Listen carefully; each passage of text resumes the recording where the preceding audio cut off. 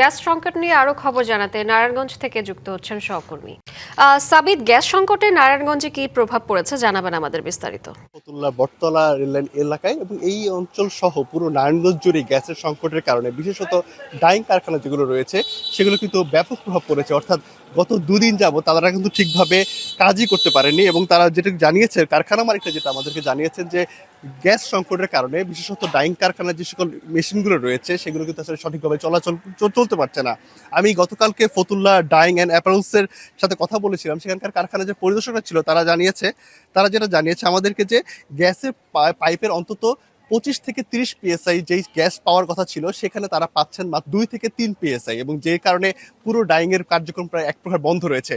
তবে তাদের আশঙ্কার যে বিষয়টি, তিতাস তাদেরকে অবগত করতে পারেনি কবে নাগাদ এই সমস্যার আশু সমাধান হবে, যেই কারণে দীর্ঘক্ষণ যাবত তাদের আসলে কারখানা উৎপাদন কার্যক্রম বন্ধ রাখতে হয়েছে এবং যে এর ফলে উৎপাদন প্রক্রিয়া একেবারেই আসলে থমকে গেছে।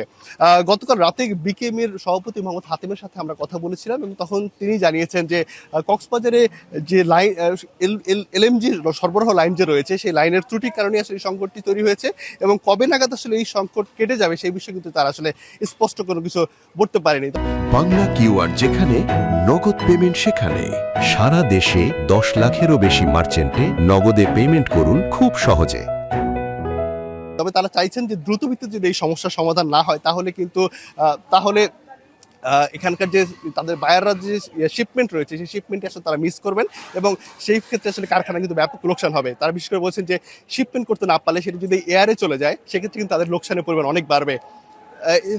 আমি এখানকার শুধুমাত্র গার্মেন্টস সেক্টরই না, পাশাপাশি যে সিএনজি স্টেশনগুলো রয়েছে সেই সিএনজি স্টেশনগুলোতে গত দুদিন যাবত ছিল দীর্ঘ লাইন। এক একজন গাড়ি চালকরা আমাদেরকে জানিয়েছেন 2 থেকে 3 ঘন্টা যাবত অপেক্ষা করে তাদের আসলে 100 থেকে 120 টাকার গ্যাস তারা আসলে নিতে পেরেছেন, যেটা আসলে তাদের জন্য পর্যাপ্ত না। কোনো সিএনজি চালক জানিয়েছেন নারায়ণগঞ্জের চাষারা থেকে ঢাকার এয়ারপোর্ট পর্যন্ত যাওয়ার পর্যাপ্ত গ্যাসও কিন্তু আসলে তারা পাচ্ছেন না।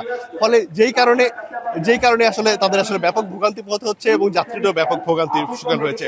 সব মিলে নারায়ণগঞ্জ সহ এখানকার যে ইন্ডাস্ট্রিয়াল এরিয়াগুলো রয়েছে এবং যে যানবাহনগুলো রয়েছে সেখানে কিন্তু গ্যাস সংকটের কারণে ব্যাপক চাপ পড়েছে। এই ছিল নারায়ণগঞ্জ থেকে আমার কাছে গ্যাস সংকটের সবশেষ তথ্য। শ্রাবন্তী। সাবিত, আপনাকে ধন্যবাদ।